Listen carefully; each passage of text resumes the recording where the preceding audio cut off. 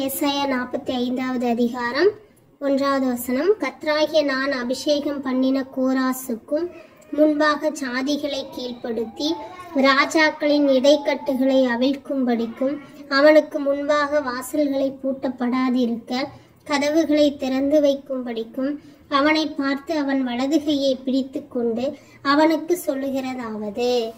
2. நான் உனக்கு முன்பே போய் கோணலானவைகளை செவ்வையாக்குவேன்.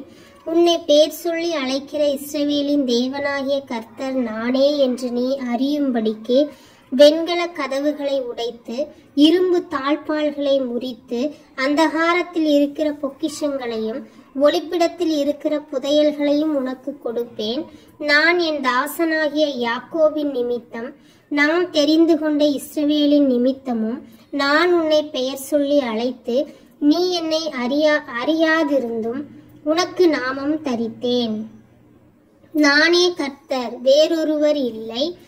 என்னை தவிர வேறே தேவன் இல்லை. என்னை தவிர ஒருவரும் இல்லை என்று சூரியன் உதிக்கிற திசையிலும் அது அஸ்தமிக்கிற திசையிலும் அறியப்படும்படிக்கு நீ என்னை அறியாதிருந்தும் நான் உனக்கு இடைக்கட்டு கட்டினேன்.